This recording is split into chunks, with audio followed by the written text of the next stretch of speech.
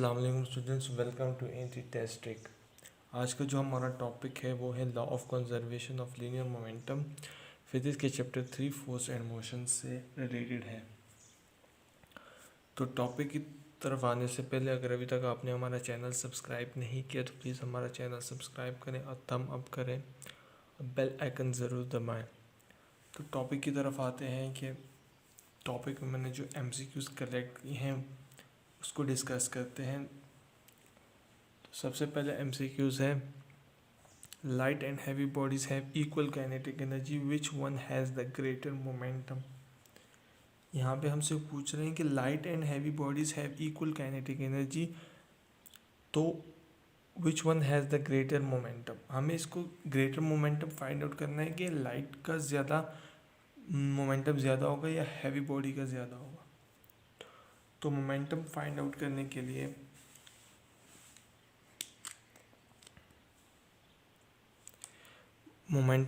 करने के लिए हमें पता है लॉ ऑफ कंजर्वेशन के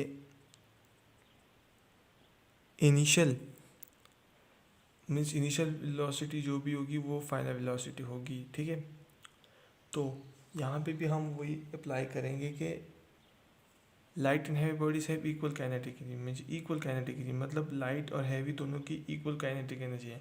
हमें मोमेंटम फाइंड आउट करना है। ठीक है, सो मोमेंटम फाइंड आउट करने के लिए P12/2mi, ठीक है, P22 और ये 2m2। ठीक है, ये हमें मोमेंटम लाइट और हैवी बॉडी, लाइट 1 और लाइट हैवी 2 है। ठीक है, तो इन दोनों को स्क्वायर में लेते हैं।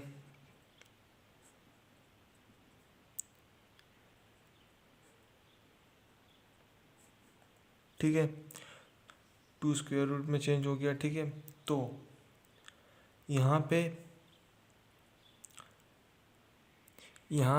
m ऊपर जाएगा m2। ठीक है, 2 - 1, ठीक है, मीन्स m1 - 2, तो हमारे पास m-1 आएगा। ठीक है, तो P डायरेक्टली प्रोपोर्शनल है मास के।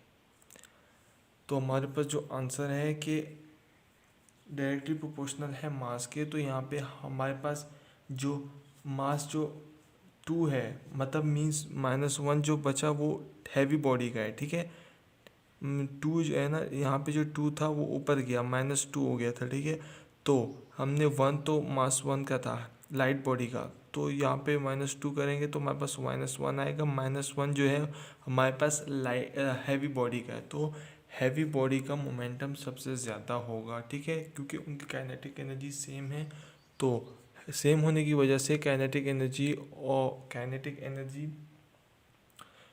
सेम होने की वजह से इनका ग्रेटर मोमेंटम जो है वो हैवी बॉडी का होगा। ठीक है, सेकेंड MCQs है कि 2 railway trucks of masses m and 3 are moved towards each other in the opposite direction with speed 2v and v respectively. These trucks collide and stick together.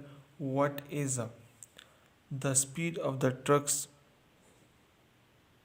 What is the speed of the trucks after the collision? collision के बाद इनका जो speed of the trucks है क्या? तो हमें पता है कि मास 1 हमारे पास कितना है और m मास 2 जो है वो 3 मीटर है। ठीक है, तो वेलोसिटी 1 जो है वो 2v और वेलोसिटी 2 हमारे पास v। ठीक है, तो v1/πv2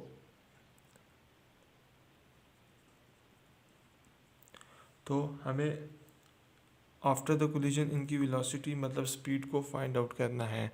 तो स्पीड को फाइंड आउट करने के लिए हम वेलोसिटी मतलब v1 v2 जो कि pi is equal to v। ठीक है, v को फाइंड आउट करना है, तो हमें पता है कि m1 v1 plus m2 v2 plus is equal to mv। ठीक है, ये mv का फॉर्मूला आ गया। ठीक है, तो हम इससे वी पाई के फार्मूला निकालते हैं। वी पाई का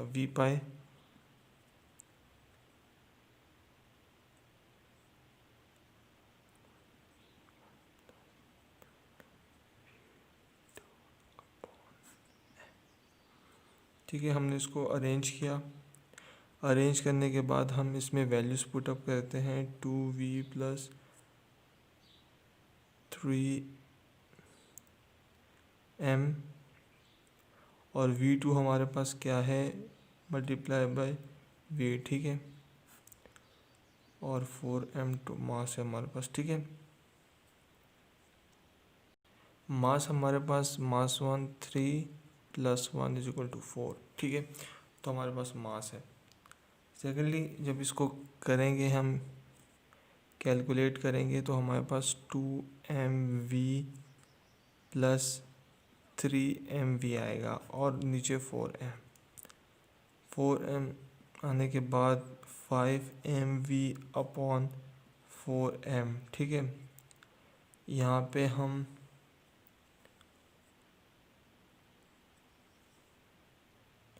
तो हमारे पास जो आंसर आएगा वो v अपॉन 4।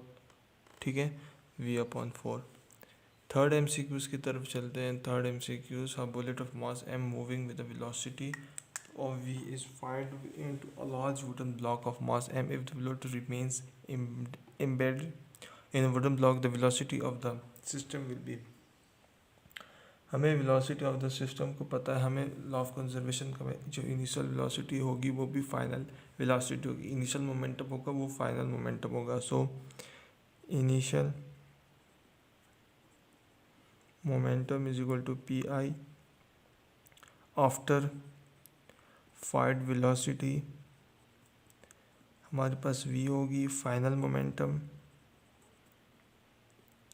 और moment of the system PF, moment of the system. ठीक है, और so bullet plus wooden block is conserved।